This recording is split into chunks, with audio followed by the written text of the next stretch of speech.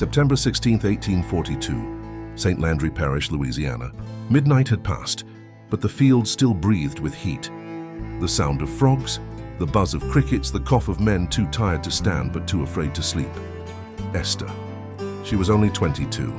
Dark skin that gleamed with sweat, eyes that carried storms, hands made calloused by the endless cutting of cane.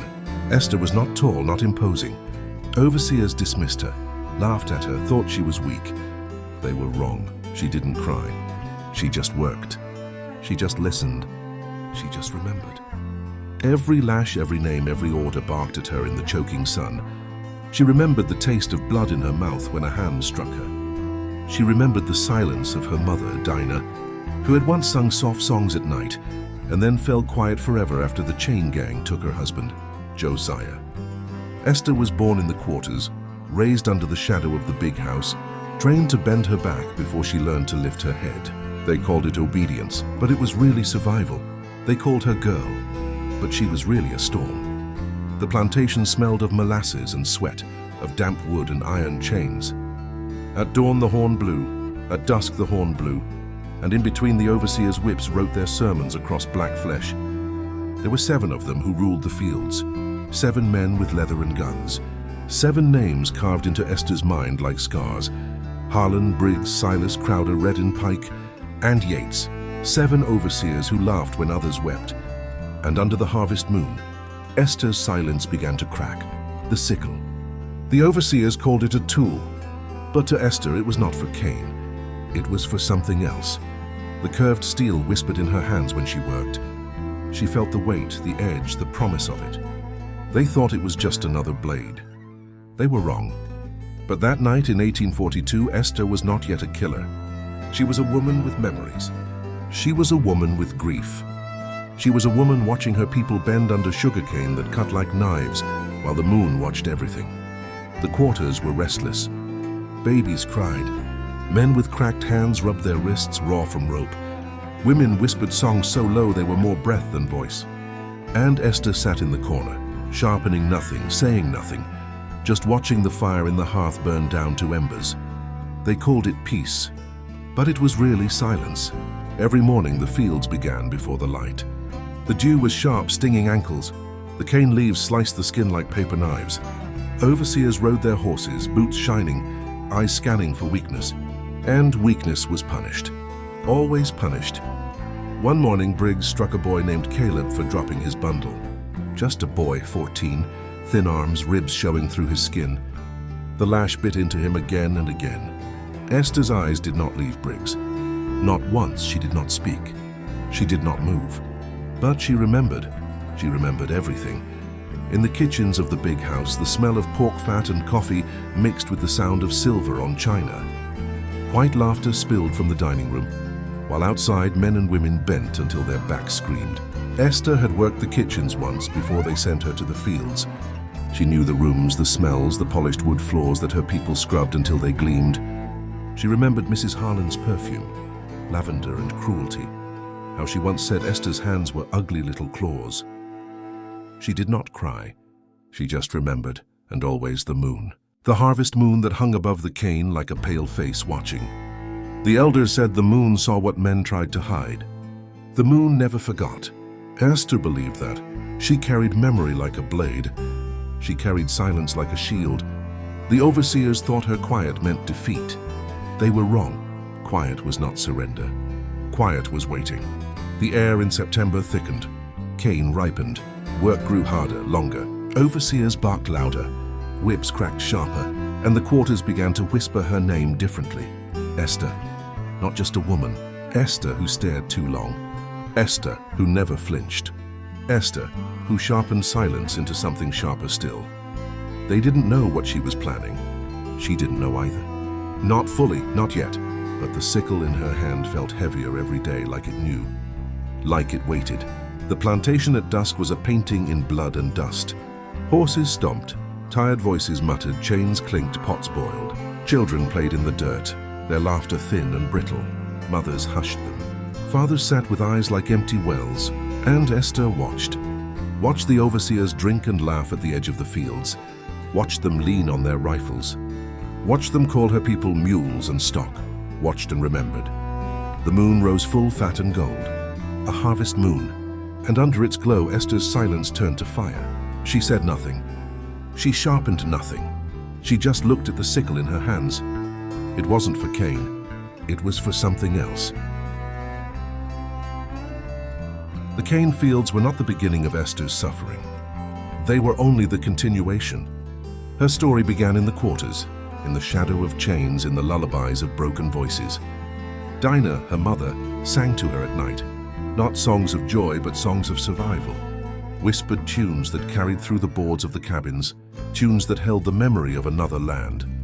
Dinah's voice cracked when she sang, because her husband was gone. Josiah, that was his name. Josiah, the man who held Esther in his arms when she was just a child, who showed her how to plait reeds by the firelight. Josiah, who taught her silence. He would say, "Silence is a weapon, girl. They think it means you are weak, but silence cuts deeper than any word." Josiah was taken when Esther was 7. They called it punishment, but it was really theft. He had refused to bow quick enough, had dared to look an overseer in the eyes. That was enough. Chains were clamped around his wrists. Dinah screamed. Esther clung to his legs, and still they dragged him away. She never saw him again. They said he was sold downriver. They said he was broken on another plantation. No proof, no grave, only silence.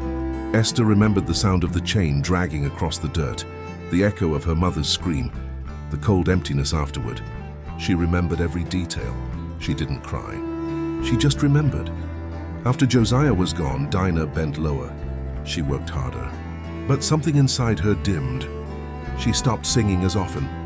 She stopped smiling altogether. Esther grew up watching her mother's back curve like a bow under the weight of work. And then one winter, Dinah coughed blood into her hand. She hid it at first, but the cough grew worse. Her body thinned. And one morning, Esther woke to find her mother still, her eyes half open, her lips cold. No burial, no gravestone. Just a body taken to the edge of the fields, lowered into the earth like a sack. Esther watched from a distance. She didn't cry. She just remembered. The overseers laughed that day. Briggs said, "One less mouth to feed." His laughter stayed in Esther's ears for years. And then there was Ruth, sweet Ruth, Esther's sister in spirit, though not by blood. They worked side by side in the kitchens when they were 12. Ruth had a scar above her eyebrow from when a pot of boiling water splashed across her. They laughed together, whispered together, dreamed together. Ruth would talk about freedom, about running north, about rivers and stars. But Ruth was taken, not sold, not whipped, taken into the big house, chosen by Mr. Harlan for what they called night service. Ruth came back with eyes hollow, lips trembling. She stopped talking about rivers. She stopped laughing. And then one night she didn't come back at all. They said she was sent away. They said she drowned in the bayou. No one told the truth. Esther remembered the silence of that night, the sound of the cane leaves in the wind and the emptiness of Ruth's bed. She didn't cry. She just remembered. Memory piled upon memory. Each one a wound. Each one a fire hidden under ash. The overseers thought time would dull it. They were wrong. Time sharpened it. The 7 names burned in her mind: Harlan, Briggs, Silas, Crowder, Reddin, Pike, Yates. Each had left their mark on her life, her body, her people. Each had stolen something that could never be returned. Silas once broke a man's leg with a club for walking too slow. That man's name was Aaron. Aaron had been Esther's friend. He had told jokes in the fields, had shared stolen berries with her when they were children. After Silas broke him, Aaron was never the same. He limped, dragged, struggled, and one night, Aaron hanged himself in the quarters, his body swaying while children cried. Crowder, with his red hair and sharp teeth, was known for breaking families apart. He would stand at the auction block, calling out bids, splitting mothers from children, husbands from wives. Esther remembered one day when he dragged a girl named Leah by the hair, tearing her from her child's arms. The child's screams haunted the night for weeks. Pike was worse. Pike had eyes like cold stone. He didn't shout, didn't laugh. He just punished. Silent, methodical. Esther once saw him tie a man named Solomon to a post and whip him until the man's back was nothing but ribbons of flesh. Pike never raised his voice, never showed anger. just worked his cruelty like a craftsman, and always the sound of the whip, the smell of iron, the silence afterward. Esther carried these memories like scars carved into her bones. She worked, she bent, she obeyed, outwardly, but inside she remembered. She remembered every lash, every scream, every laugh. And she remembered Josiah. She remembered Dinah. She remembered Ruth. She remembered Aaron. She remembered Leah. She remembered Solomon. She remembered, not because remembering made her stronger, but because forgetting would mean surrender. And Esther would not surrender. At night in the quarters, whispers rose. Men and women talked of freedom. They spoke in codes, in songs, in stories. The children learned to listen without asking. They sang of rivers and trains, of drinking gourd stars, of Egypt and deliverance. Esther listened, but she did not sing. She sat in the shadows, sharpening her silence. The sickle glinted in the moonlight. She held it tighter each day. She tested its weight. She traced the curve with her thumb. The blade wasn't for Cain. It was for something else. And when the harvest moon rose, fat and red, the memories burned hotter. Her mother's cough, her father's chains, Ruth's silence, Aaron's limp, Leah's screams, Solomon's blood. She saw them all in the light of the moon. She felt them all in the weight of the sickle. One for every lash, one for every scream, one for every grave. She didn't cry. She just remembered. And the remembering turned to fire. The harvest moon hung swollen and red above Louisiana. It was the kind of moon that made the cane fields look like rivers of blood. The air was heavy, thick with the sweetness of rotting cane, thick with something else, an unease that pressed against the chest like a hand. Dogs barked in the distance, restless. The night insects sang louder than usual, as though warning of what was to come. Esther walked barefoot through the dirt path, her toes feeling every stone. The cabins were behind her, their fires dim, their whispers fading. She carried nothing in her hands, not yet. Her sickle lay in the shadows of the shed, waiting. Her silence was the same as always. But tonight, silence meant something else. Tonight, it was not submission. It was sharpening. She thought of Ruth, she thought of Dinah, she thought of Josiah. The names pounded in her mind like a drum. Ruth, Dinah, Josiah, Ruth, Dinah, Josiah. And then came the sound that broke the drum into shards. A scream, high, sharp, cut short. It came from the big house, a woman's scream. Esther froze. Her skin prickled. She knew that voice. It was Hannah's. Hannah, no more than 16, small and soft-spoken, who had once braided Esther's hair with trembling hands. Hannah, who dreamed of seeing the sea. Hannah, who still hummed when she worked, soft songs to keep herself from breaking. The scream tore through the night, then silence. Silence deeper than any whip crack, deeper than any cry. Esther's body moved before her mind did. She ran, not toward the big house, not toward the scream. She ran toward the shed. Her hands closed around the handle of the sickle. The curve of the blade caught the moonlight glowing red. The sickle wasn't for Cain. It was for Hannah. It was for Dinah. It was for Ruth. It was for Josiah. It was for every child dragged away, every man broken, every woman silenced. Inside Esther, something shifted. It was quiet, almost gentle, like a door closing. Like a breath held, she didn't cry. She just breathed. And in that breath, Esther became something else. Not a slave, not a woman, not even Esther. She became the harvest itself. She became the sickle in her hand. Briggs was the first. He was walking the line near the fields, whip in hand, lantern swinging. His boots crunched against the dirt. He muttered to himself, curses mixed with laughter. Esther followed in silence. Each step matched his. The lantern's glow bobbed like a heartbeat, like prey that didn't know it was being hunted. Esther's hand gripped the sickle tighter. Her breath slowed. She remembered Aaron. She remembered the day Briggs laughed at Dinah's death. The laughter echoed now, carried on the night air. Esther didn't cry. She just lifted the sickle. The sound it made when it cut through flesh was like cane breaking. Sharp. Final. Briggs dropped the lantern. Light spilled across the dirt. Shadows leapt, his mouth opened, but no sound came. Esther's silence filled the gap. She swung again, and again, until Briggs lay still. the whip slipping from his hand, the lantern flickering beside him. One for Dinah. The night carried on. The moon burned brighter. Esther moved like a shadow through the cane. She didn't hide. She didn't rush. She moved as if the fields themselves guided her. Silas was next. He was at the barn, counting sacks of cane, his voice gruff, his hands thick. Esther remembered him breaking Aaron's leg. She remembered the crack of bone. She remembered the limp, the rope around Aaron's neck when he could no longer bear it. Esther didn't cry. She just remembered. She waited until he turned, until his back bent, until his voice dropped into a hum. Then she struck. The sickle caught his throat. He gurgled, stumbled, eyes wide, hands clutching. Esther's face didn't move. She pulled the blade free. Silas fell among the sacks, the smell of cane mixing with blood. Two for Aaron. But it wasn't enough. Not yet. Esther's body shook, not with fear, but with the flood of memory. Every face, every voice, every loss, Ruth, Dinah, Josiah, Aaron, Leah, Solomon, Hannah, they all walked beside her now. Their voices filled her silence, and still the moon burned red. Her breaking point wasn't one scream, wasn't one loss. It was all of them. It was years stacked upon years. It was silence pressed so tight it finally shattered. The sickle gleamed. Her breath steadied. She moved forward. There were 5 more names. 5 more overseers. 5 more reckonings. Esther did not cry, she just remembered. And in her remembering, she became unstoppable. The harvest moon would not move.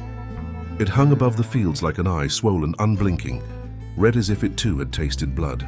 Esther stood in its glow, the sickle heavy in her hand, her dress clinging to her skin where blood had splattered warm. 2 overseers gone, Briggs, Silas, their laughter silenced, their cruelty ended. But 5 remained. She walked slowly, each step steady, measured. The night was alive with sounds. The rustle of cane, the hum of crickets, the distant hoot of an owl.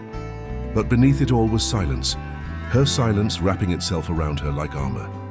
The 3rd would be Crowder.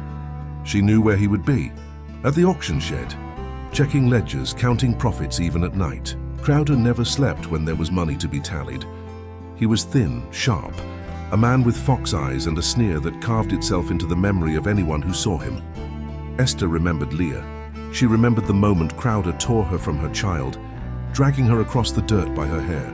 The child's screams had lasted days, echoing like chains. Esther had been there. She had heard every note of it. Now she heard nothing but her own breath. Crowder bent over his papers, candlelight flickering across his narrow face. He muttered numbers, licked his finger to turn pages. Esther stepped into the light. Her shadow fell across the table. He looked up. For a heartbeat, confusion crossed his face, then recognition, then fear. Galti, he began. The word never finished. The sickle flashed, quick, final. His voice cut off. He clawed at his throat, stumbled against the table, knocking the candle to the ground.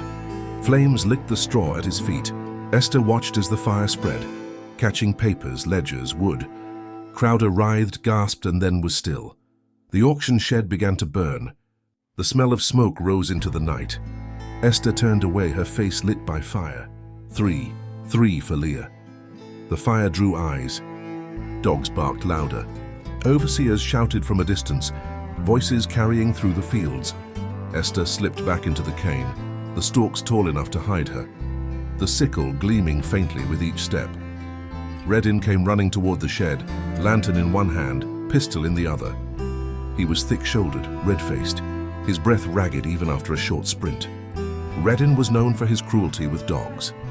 He loosed them on men and women alike, laughing as teeth tore into flesh. Esther still bore a scar across her ankle from one such night. The dogs came first, straining at leashes, barking mad. Their eyes glowed in the lantern light. Esther crouched low in the cane. She held her breath. The dogs sniffed, strained, pulled harder. Redin cursed, yanked the chains. "Find her," he spat. They did. The dogs lunged into the cane. Esther moved with the silence of memory. The sickle curved one clean arc. The first dog yelped, dropped. The second lunged, teeth bared. Esther's arm snapped forward, the blade catching its throat. Silence returned as suddenly as the attack had come. Redin roared, lantern swinging, pistol rising, but Esther was already moving. She slipped through the cane, low, fast. The pistol cracked. The bullet split the air, but not her skin. She was upon him before he could fire again. The lantern shattered to the ground. Light spilled across his face, his eyes wide, wild. Esther saw not Redin, but every scar he had left, every scream he had laughed at. She swung. The sickle bit deep. He staggered, gurgled, reached for her, but she stepped back, silent, waiting. He dropped, choking on his own breath. 4. 4 for the scar on her ankle. 4 for every body his dogs had torn. The overseers were shouting now. Pike's voice cut through the night, calm, commanding. Fan out. Find her. His tone was measured, unshaken. Pike never shouted. He didn't need to. His cruelty had always been cold, deliberate. Esther had feared that calm more than any rage, but not tonight. She crouched in the cane, listening. Yates moved with him. She recognized Yates's voice. Higher, nervous, always quick to mock when others laughed, but never brave alone. Together they swept the field, lanterns bobbing, steel glinting at their sides. Esther's breath slowed. The sickle was slick in her hand. Her silence deepened. Yates moved ahead, the lantern swinging wide. His back turned. Esther rose from the cane. 1 step, 2. The sickle struck, swift, cutting the lantern from his hand and then finding flesh. Yates screamed, high-pitched, desperate. Pike turned, pistol raised, calm even now. Esther ducked low. The pistol cracked. Sparks flew as the bullet struck stone. Esther lunged, the sickle slicing air. Pike sidestepped, quick, precise. He struck with the butt of the pistol. It caught her across the jaw, sending her stumbling. For the first time that night, Esther tasted her own blood, but she didn't cry. She just remembered. Solomon's back, ribbons of flesh. Pike's silent cruelty. Pike's cold eyes. She steadied. She breathed. Silence filled her. Pike raised the pistol again, aiming steady. Esther moved before he could fire. She ducked into the cane, vanishing like smoke. Pike turned, searching, calm as ever. You can't hide, he murmured. Esther didn't hide. She circled. The cane field was hers. She knew its whispers, its paths, its shadows. Pike did not. She came from behind. The sickle caught his arm, the pistol dropping into the dirt. He grunted, turned, swung a fist. It grazed her shoulder. Esther swung again and again. Pike staggered, blood running dark down his side. For a moment his calm cracked. His eyes widened. He saw not a woman, not a slave, but death itself standing before him. The final swing opened his throat. He dropped without a sound. 5. 5 for Solomon. Yates was still alive, crawling, moaning. Esther stepped toward him. His hands reached out, pleading, trembling. He whispered, mercy. Mercy. The word burned. How many times had Dinah begged for mercy? How many times had Ruth? How many times had Aaron, Leah, Solomon begged in silence? Esther didn't cry. She just remembered. The sickle came down. Silence returned. 6. 6 for Ruth. Only one remained. Harlan, the master himself. His house loomed in the distance, lit by firelight from the burning shed. Shadows moved at the windows.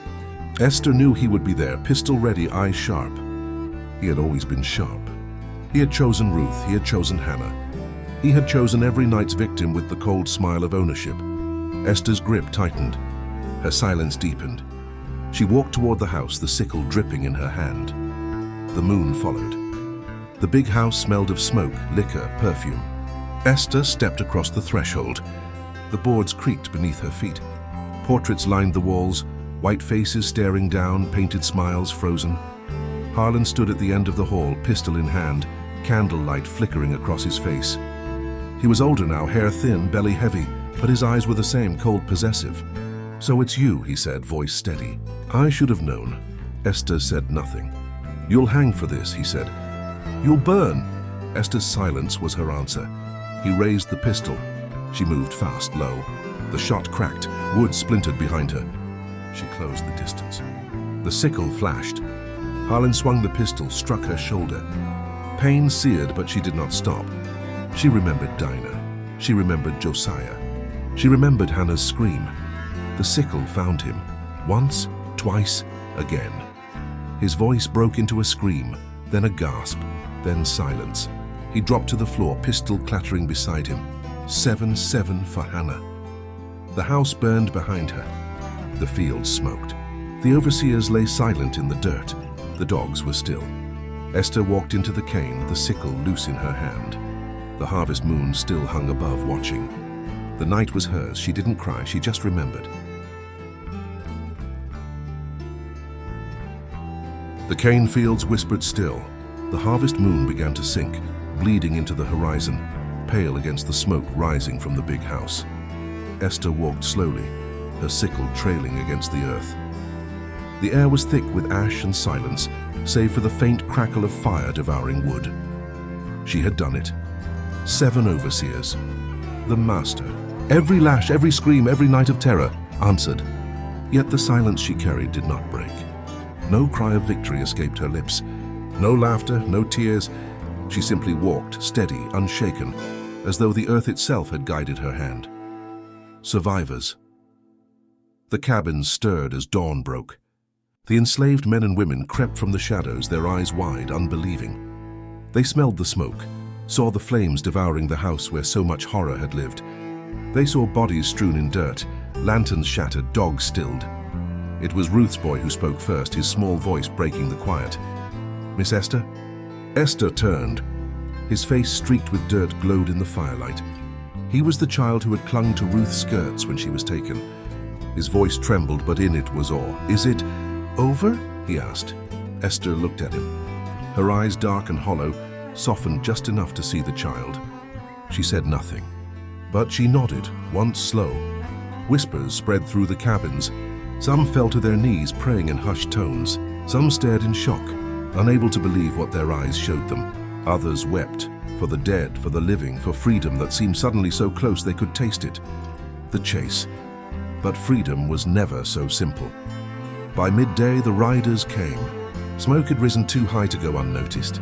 Neighboring plantations had seen the fire, sent word. Men on horseback thundered down the dirt road, rifles slung, whips at their belts, fury burning in their faces. "Find who did this!" they shouted. The enslaved trembled. Some fled into the swamps, some hid in the cane. Esther did not run.